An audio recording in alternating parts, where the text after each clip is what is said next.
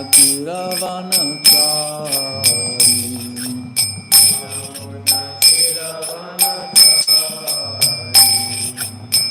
Jaya Radha Madhava Kunja Bihari Gopi Jana Vallabha Giri Varadari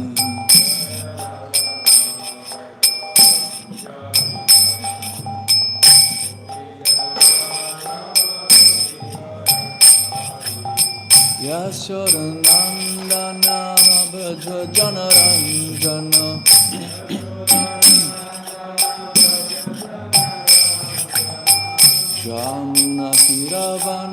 Yamunatiravanachari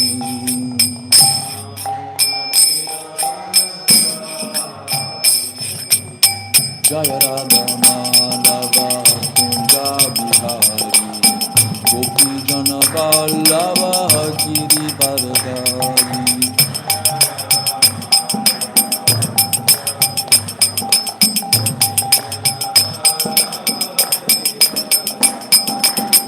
Yashodanandana Braja Janaranjana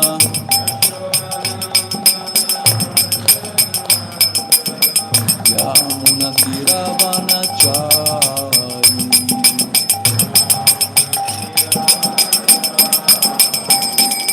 Jaya Radha Madhava Kunja Bihari Gopi Jana Vallabha Giri Varadari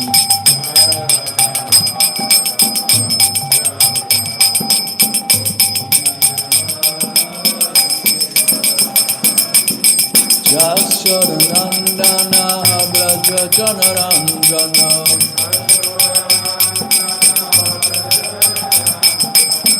Yamunatiravanachari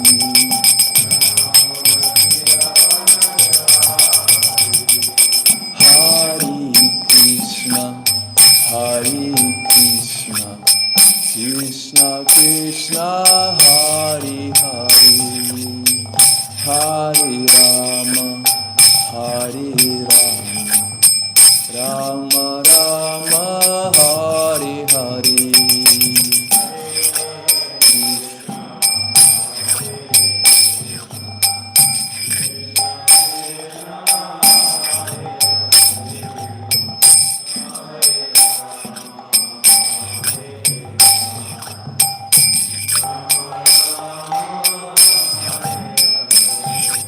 Hare Krishna,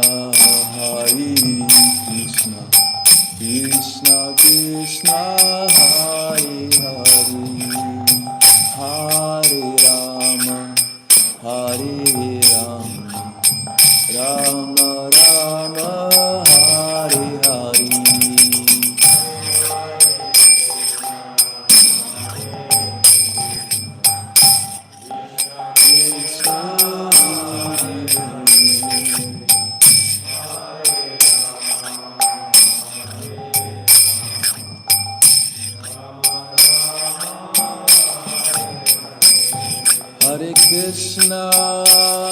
Hare Krishna, Krishna Krishna, Hare Hare, Hare Rama, Rama Rama, Hare Hare.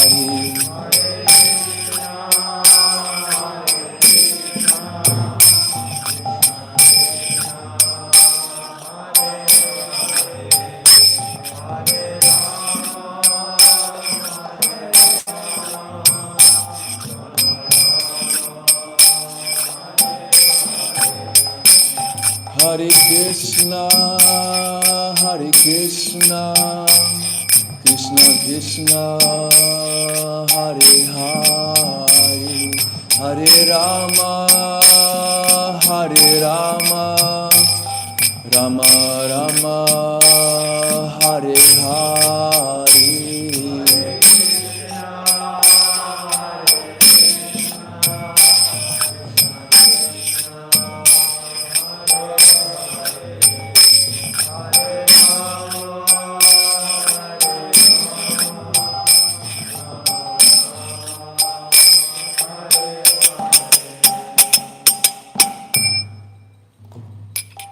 Om Namo Bhagavate Vasudevaya.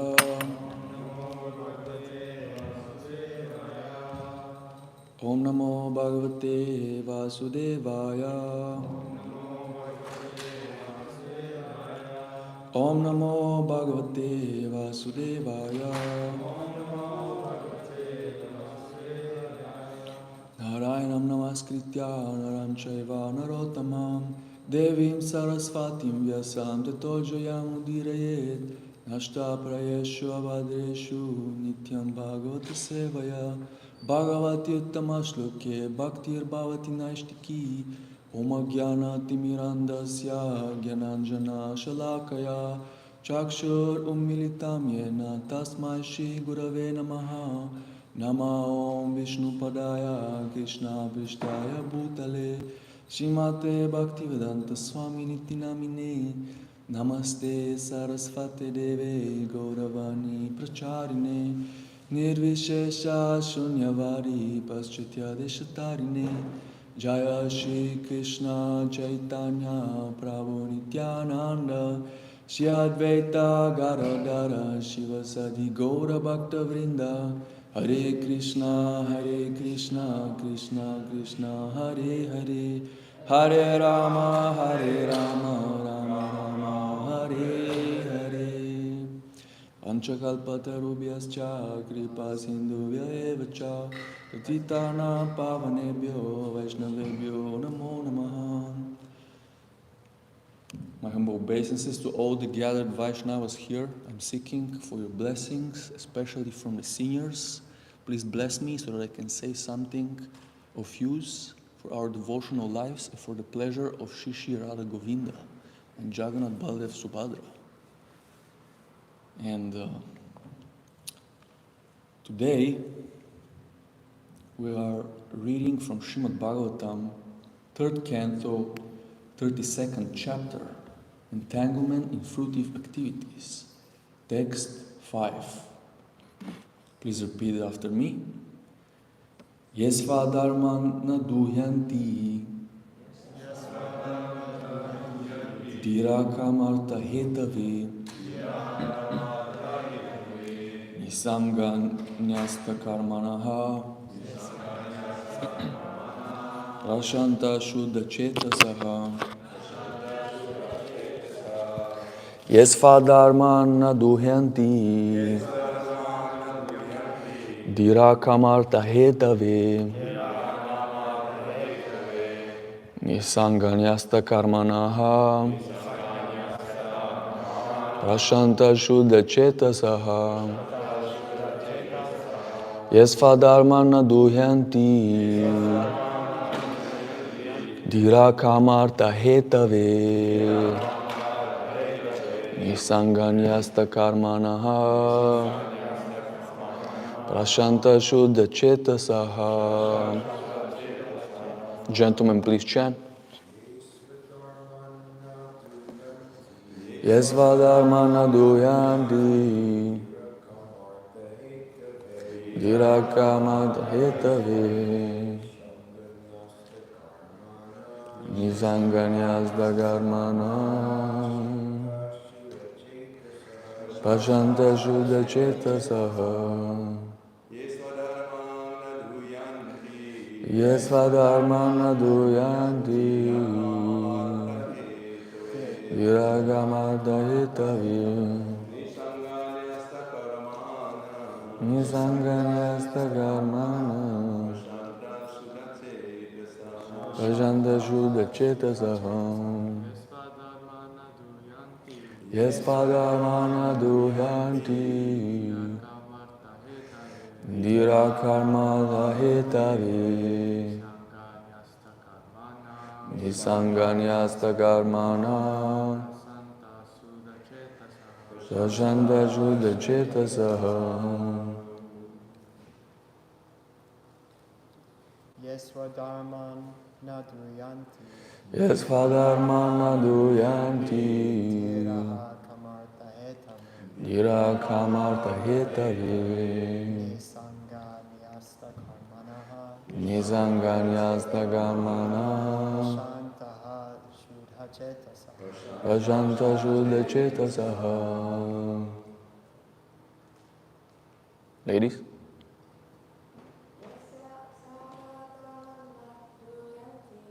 Yes, Fadharmana Duyanti Nirakarmarta Hetave Nizanganyas Dagarmana Prajanta Shuddha Chetasa. Yes, Fadharmana Duyanti Nirakarmarta Hetave Nizanganyas Dagarmana Prajanta Shuddha Chetasa. Translation word by word. Ye, those who, Svadharman, their own occupational duties. Na, do not.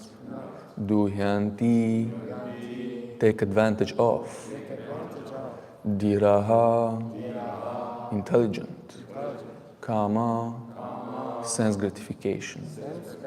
Artha, economic development. Hetave, for the sake of. Nisanga, free from material attachment. Nyasta, given up. Karmanaha, fruitive activities. Prashantaha, satisfied. Shuddha Chetasaha, of purified consciousness. Translation and purport by His Divine Grace A.C. Bhaktivedanta Swami Srila Prabhupada Ki Jai. Those who are intelligent and are of purified consciousness are completely satisfied in Krishna consciousness. Free from the modes of material nature, they do not act for sense gratification. Rather, since they are situated in their own occupational duties, they act as one is expected to act. Translation. The first class example of this type of man is Arjuna. Arjuna was a Kshatriya and his occupational duty was to fight. Generally, knights fight to extend their kingdoms, which they rule for sense gratification. But as far as Arjuna is concerned, he declined to fight for his own sense gratification. He said that although he could get a kingdom by fighting with his relatives, he did not want to fight with them. But when he was ordered by Krishna and convinced by the teachings of Bhagavad Gita that his duty was to satisfy Krishna, then he fought. Thus he fought not for his sense gratification, but for the satisfaction of the Supreme Personality of Godhead. Persons who work at their prescribed duties not for sense gratification, but for the gratification of the Supreme Lord, are called Nisanga, freed from the influence of the mode of material nature. Nyasta Karmanaha indicates that the results of their activities are given to the Supreme Personality of Godhead. Such persons appear to be acting on the platform of their respective duties, but such activities are not performed for personal sense gratification. Rather, they are performed for the Supreme Person. Such devotees are called Prashanta, which means completely satisfied. Shuddha Chetasaha means Krishna conscious. Their consciousness has been purified. In unpurified consciousness, one thinks of himself as the Lord of the universe. But in purified consciousness, one thinks himself the eternal servant of the Supreme Personality of Godhead. Putting oneself in that position of eternal servitorship to the Supreme Lord and working for Him perpetually, one actually becomes completely satisfied. As long as one works for his personal sense gratification, he will always be full of anxiety. That is the difference between ordinary consciousness and Krishna consciousness. Translation once again. Those who are intelligent and are of purified consciousness are completely satisfied in Krishna consciousness. Freed from the modes of material nature, they do not act for sense gratification. Rather, since they are situated in their occupational duties, they act as one is expected to act.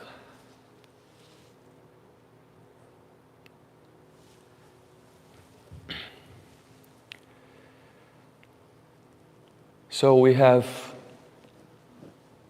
the first-class example of this type of man, as Prabhupada explains, which is Arjuna, the archetype of conditioned living entity. We all well know that Krishna spoke the Bhagavad Gita to Arjuna for us to understand, because we are in the same position of Arjuna and we are perplexed in this world of dualities, because we have desired to come here and experience something different, something alternative. And we see here Prabhupada is explaining one very, very important principle for us to understand, and we are constantly hearing about it every day, because it's important to hear about it, especially in the morning after the morning program of Mangalarati, and then 16 rounds or whatever one can do. And then we hear the Bhāgavatam, we hear the same message again and again. Somebody might say it's boring, I already heard it so many times. But no, actually, those who have ears, they will hear again. They will hear new things. This is the importance of transcendental knowledge, because it's not just static knowledge. You just go to school, you acquire the skill, that's it. 2 + 2 is 4. End of the equation. Done. I know it. No, so we are hearing again these principles which are of vital importance for our spiritual life, but then also for our material life, because we are still in this domain. And even the material is dependent on the spiritual. People are trying to figure out how to be happy in the world, how to have success, even economical success, to have success in their family, whatever their field is. And the ultimate response, the ultimate remedy for that, the ultimate solution is always spiritual life, hearing the transcendental message, chanting the holy names, understanding the philosophical aphorisms, the mantras, Krishna's words, because there is no difference between Krishna and his words and his name and his pastimes.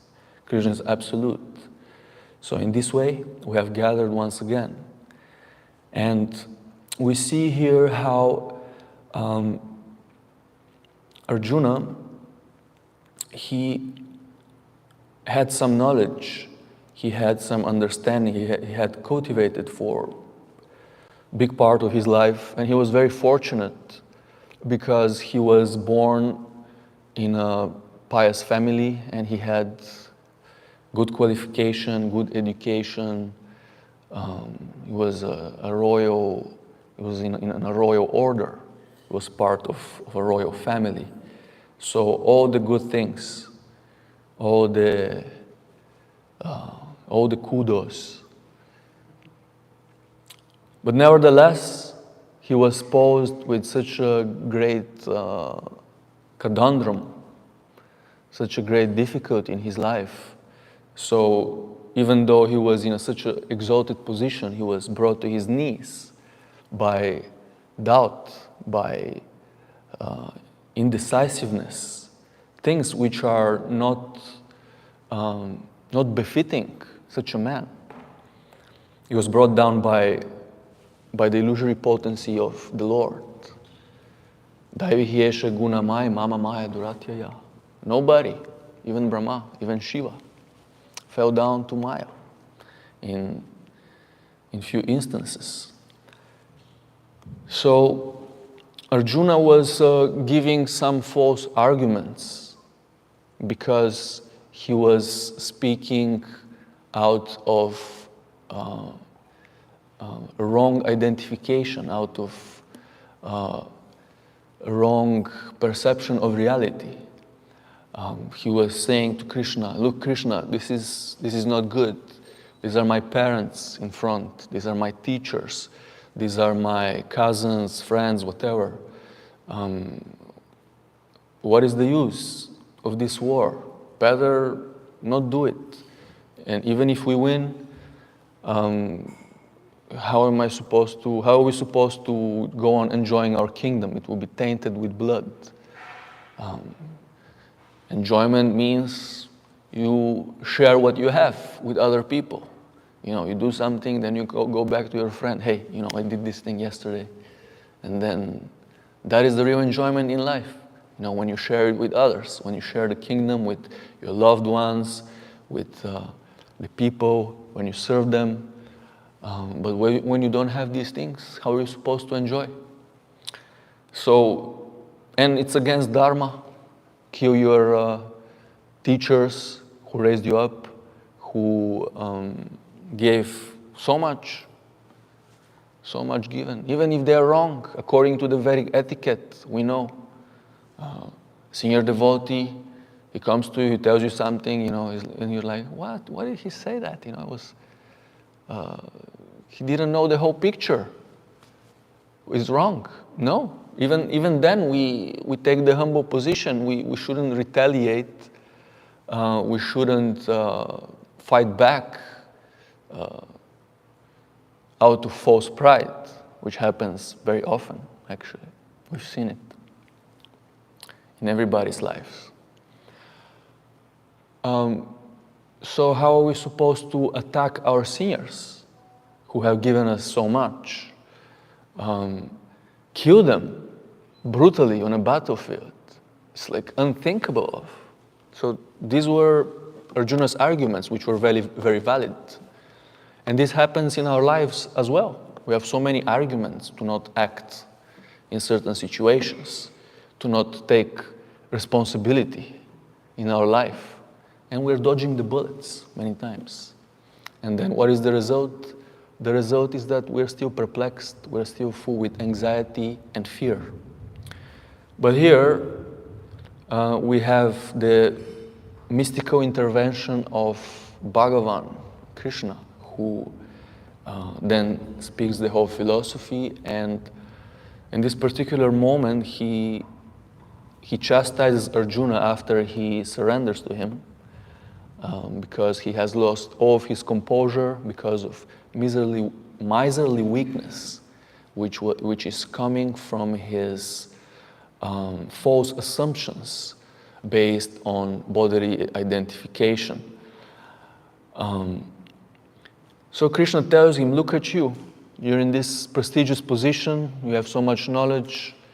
You're giving me arguments, yet it seems that you're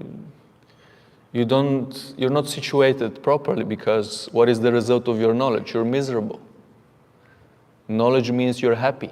Knowledge means qualities of character. Knowledge means saintly behavior. Nashochati nekankshati. Brahma Bhuta Prasanatma, one who is situated on the transcendental platform, he neither laments nor hankers for any future events, because he is situated in reality, in this moment, in constant association with the Supreme Divinity, Krishna. So what is the use of all these arguments? You're already defeated here by your own uncontrolled mind, by your own ignorance. And then the Bhagavad Gita begins. Dehinosmin yata dehe. Even Connor knows it. And it's a very important verse. All these people around you, they factually, they don't have any bodily connection with you. They're just spiritual living entities, just like some insects in the forest, on the ground, some bacteria. They're on a spiritual platform. They are the same substance. They're also Brahman, and they're parts and parcels of Krishna. But they are not your fathers or mothers or teachers factually. And it is difficult to realize, but this is the reality. First we understand it on the intellectual platform, and then we put it into practice. Just like afterwards, Arjuna was invited to do something, to act in his occupational activity. And then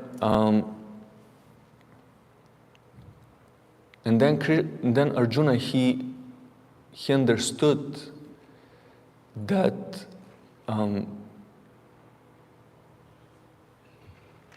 all these impurities are coming from this root misconception. And Krishna then inspired him to act according to his prescribed duties. And then Prabhupada explains in the second part another very important principle for us, that everybody in this world has to act according to his nature. If Arjuna was to choose to go to the forest and beg like he was proposing, that would have been worse than death, to be dishonored in such a way. Because for a warrior to be dishonored in battle, to flee, is worse than death. So he invited him ultimately, no, don't do this. You're going against Dharma. And going against Dharma is basically going against Krishna's will, Krishna's instructions in the form of the Vedas. And the Vedas, they give information for every aspect of our life. There is no room for speculation. It's scientific. We just have to follow it. So, in this way, Arjuna was invited to not just be a warrior and fight and kill people, but he was invited to become a spiritual warrior. Just like anybody in this world, so many people, so many different minds, so many different occupations. So everybody is invited to spiritualize his life. Whoever is a dancer, he can become a spiritual dancer. Whoever is a salesman, he can become a spiritual salesman. What does that mean in essence? It means that we're doing our work as a sacrifice to the Supreme Person. So, in this particular case, Krishna explained that this war is arranged because I'm doing a cleanup. Because all these people, they have offended my devotees, they're demoniac, they're disturbing religious principles, and so forth. So it's gonna happen. It's already done. You just have to take part and get all the good things out of it, because you're my devotee, and we know Krishna's devotees, they never perish, and they are endowed with all the blessings and all the riches and so forth, opulences, saintly qualities. So Krishna inspired in this way Arjuna to fight, because killing was for a good cause. And even those who were killed in the battle of Kurukshetra, they got liberated. So whatever Krishna does, even though might appear bad, violence, we see violence as something bad. But no, violence has its proper use. And when Krishna's devotees, when Krishna kills, violence even gives liberation. Can you imagine? So there is nothing bad in the creation of God. Everything is good. This is the vision that we acquire by understanding the Bhagavad Gita. So we become grateful. We become grateful for all the wars, all the battles, that are coming our way, all the difficulties, all the diseases. Mercy. We're all made of mercy, Krishna's mercy, somehow or other. Whatever Krishna gives us is mercy. Whatever Krishna doesn't give us is also mercy. And then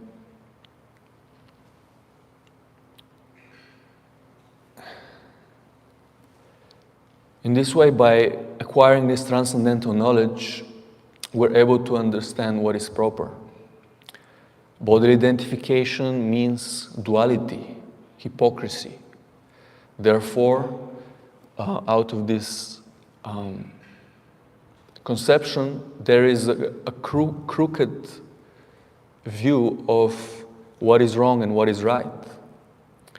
Moral life is leading us to the truth. And then this sattvic lifestyle of rules and regulations helps us to even transcend the mundane morality, because that's also relative and temporary. And then in this way we are able to approach transcendence and understand what is God's will, because God's will sometimes is difficult to understand, might be contrary to mundane concepts of morality. And Krishna, he puts his devotees always on a pedestal as the most important thing. Just like we know in the Bhagavad Gita, in the war of the Kurukshetra, how Krishna broke his own vow, because Krishna promised to never use weapons. But when Arjuna was put into difficulty, he was in danger to be killed, Krishna came down from the chariot and he took one of the wheels and he protected Arjuna from Bhishma, right? And so he broke his vow. And there are other instances when Krishna broke his vow to protect his devotees or to trick the enemy in failing against his devotees again. So Krishna's will is the ultimate religious principle, the ultimate dharma. And we can only understand transcendence, we can only understand Krishna when we abandon all of our personal ambitions and plans and so forth. That's why Krishna invited Arjuna, okay, sarva dharman parityaja, just abandon, just surrender unto me. I know already what is in your heart. I know the best for your benefit now and in the future. And then another important point in this verse is that this bhakti yoga is a supremely mystical process, and the activities of the pure devotees remain concealed for us who are in the lower stages or even higher stages of bhakti, in the eyes of the unqualified, because this is a confidential science.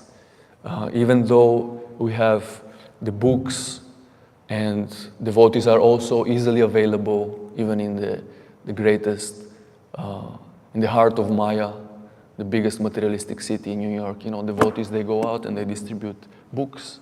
Anybody can associate, anybody can take up to the process. But because pride is preventing us, because pride is there in our heart, that is preventing us to see with proper perspective. And that's why people in this world, they cannot understand this science.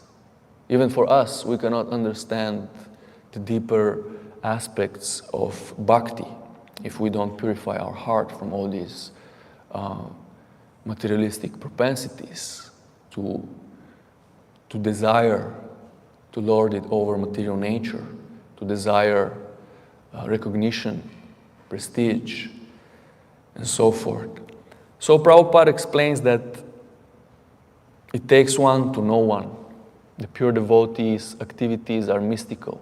We cannot understand what he does, why is he doing them.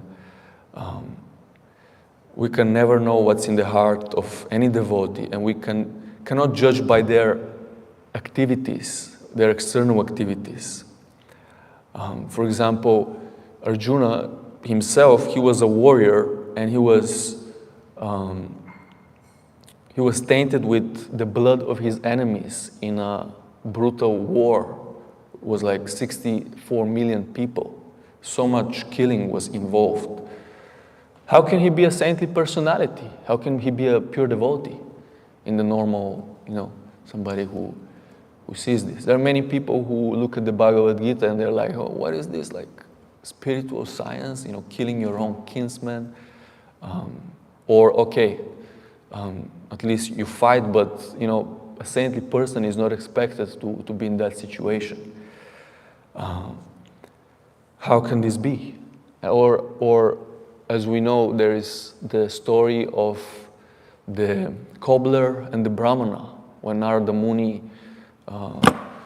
came to see this cobbler, he asked him, when you go to Vishnu, can you please ask him when am I going back to him, back to Godhead? And then he approached also the brahmana, who was very highly qualified. He had transcendental knowledge and so forth. And he asked the same question, please, let me know when you see Vishnu. And then when he went to Vishnu, he asked, when is this simple cobbler and the brahmana going back to you? I wanted to know.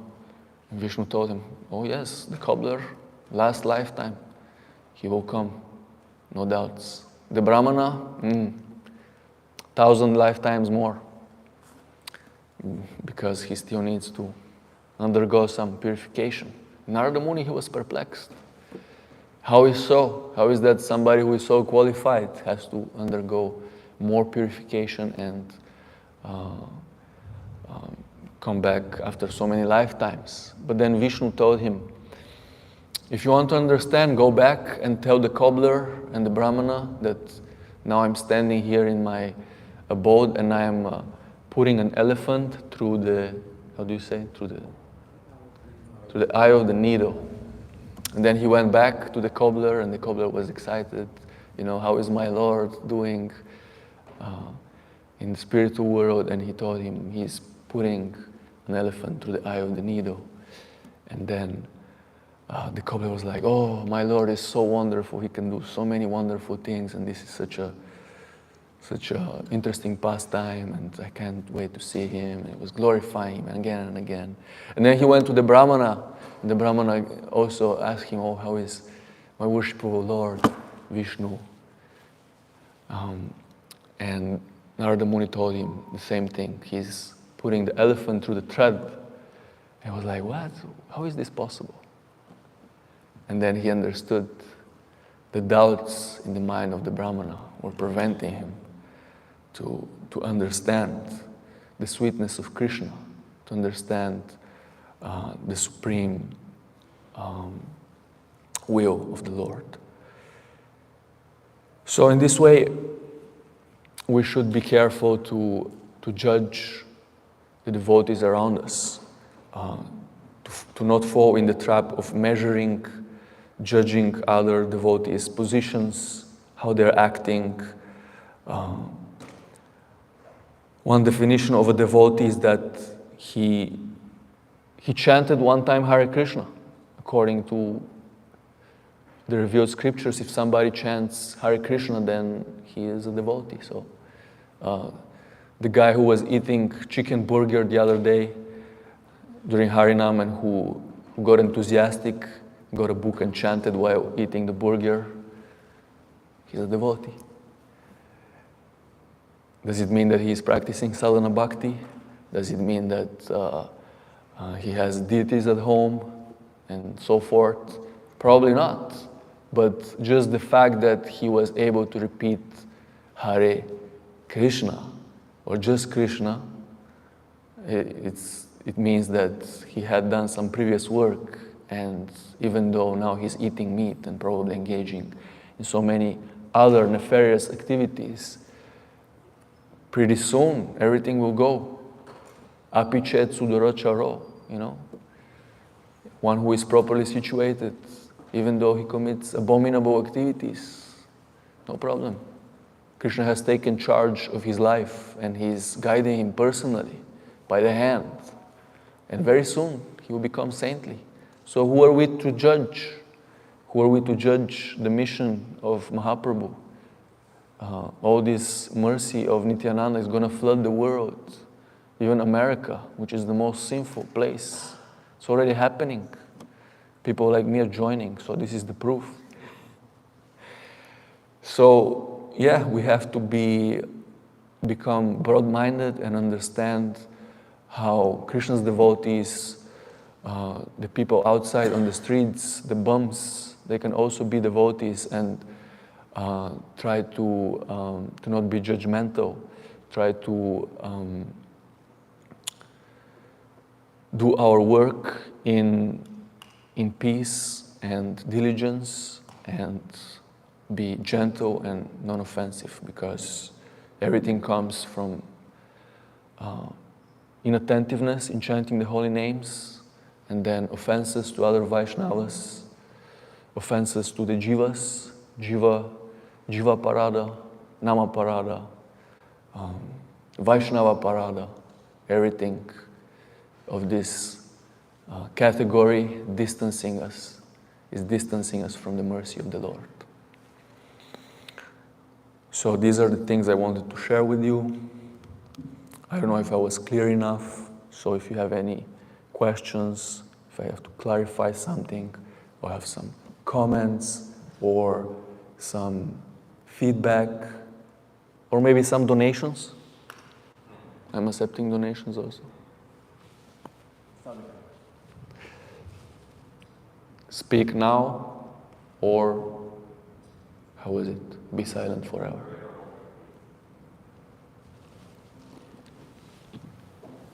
Rajmohan, I think, wanted to say something.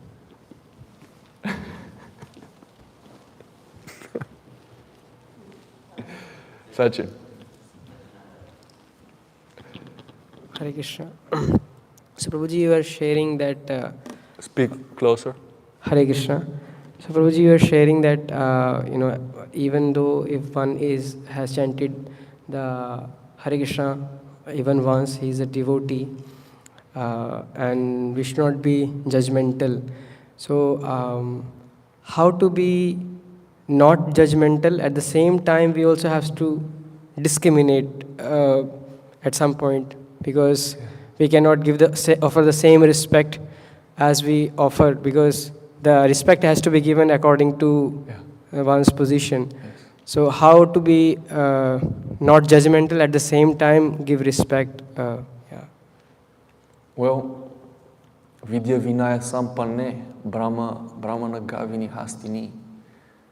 The verse in the Bhagavad Gita which explains how the sage with the transcendental vision is seeing the cow, the dog eater, the ant, the tree on the same platform. He's seeing the Paramatma within. He's seeing the spiritual potency. So he's not discriminating on the bodily platform. Just like Saint Francis, he was saying brother wolf, sister moon, and so forth. Prabhupada said he was on the Brahma Bhuta platform. But that doesn't mean that one has to give up his intelligence, and because the tiger is also spiritual living entities, and you have to go there and embrace him. We have to deal accordingly with all the living entities in this world, and in this way discriminate. You cannot give the same respect to an animal and then to a person, and then within the human race, within the civilized human beings, not everybody is equal. You have the President of the United States of America and the bum on the street. You cannot give the same respect, right? So, but we can give the mercy to everybody. To the dog you can give a little bit of prasadam, will become enlightened. His next lifetime he will become a human being, and then he will be given opportunity to practice. Some people are offensive, so we avoid them. One of the offenses of the holy name is to not instruct the faithless, faithless into the glories of Krishna, Krishna's chanting of the holy names. But that doesn't mean that we cannot make them hear the mantra and make them dance, just like Mahavishnu Maharaj does with everybody. Anybody can identify with that. They might not know what it is, but the mantra is acting because Krishna is there. And again, prasadam, that's why we're distributing prasadam. And in this way, we understand our position as a brahmachari, maybe, very lowly, and then we're servants of everybody else, and we serve accordingly to their own position. Some ones we can serve them by speaking directly to Krishna, by giving them transcendental knowledge, by inviting them to the temple. Some others, not possible. Like this. I don't know if I'm hitting the spot. Anybody else? We have still 5 minutes. Maybe Ramrai Prabhu can say something. Krishna Priya Prabhu, Sankirtan Priya, sorry. This is a nice verse describing how one who knows his duty, he acts appropriately. Prabhupada gives the example of Arjuna, says this is the best example, that in the beginning he was disinclined to fight because he was thinking it's for his sense gratification, but when he understood it's for Krishna, then he understood and he was prepared to spare no expense and fight with everything he had. So we are not trying to expand our own individual sense gratification, but we're trying to expand the kingdom of the Supreme King, Krishna, by spreading Krishna consciousness all over the world, all over the universe. And in that way, we're always properly situated. We see how Prabhupada himself, he was ordered upon the first meeting with his beloved spiritual master that you should preach Krishna consciousness all over the world. And we see that Prabhupada would do that with his disciples coming to him, and just immediately engage them in his mission to his spiritual master. So in that way, everyone is immediately properly situated, and through the process of purification that's inherent in the beginning sadhana bhakti process, one very quickly can come to the stage of, let's say, perfection, ultimately, not having, like it's described here, the person who's acting for sense gratification, he's doomed to failure. So we should always be encouraged that we're situated properly by assisting Srila Prabhupada in his mission to serve his spiritual master and Lord Chaitanya, and that our success is guaranteed. Haribo. Yes. And if we're acting improperly, just like the verse explains here, anxiety. The result will be anxiety or depression. Just like Arjuna was also experiencing some of these emotions. So this is actually a clear guideline for us. We can use it to see what we're doing during the day. Okay, if I'm looking too much into the future, if I'm anxious, or if I'm lamenting for the past, have some nostalgia, it means that I'm improperly situated in my consciousness in this moment. So it's very easy to determine that. So what to do? Go to Harinam. Ramroy Prabhu and everybody else is there. And not just go to Harinam, but try to be actively engaged, because Krishna consciousness is not just static, it's not just sitting in one place and chanting the mantra. It's also there, but we chant the mantra and we try to approach other people, we try to help them. We chant the mantra and we also try to focus our mind, because again, inattentiveness. And then we'll be blissful, because if we do it properly, then we'll be peaceful and we'll be satisfied. And in this way, we know that Krishna is satisfied. And it's explained in another place of the scriptures how actually whenever Krishna is satisfied, we can also see how the people around us, the devotees, they're also satisfied with us. And they come to us and they're like smiling and they're like, nice job. And you're like, but he didn't know what I did. Yet, he knows, because Krishna is within everybody as Paramatma. Like this.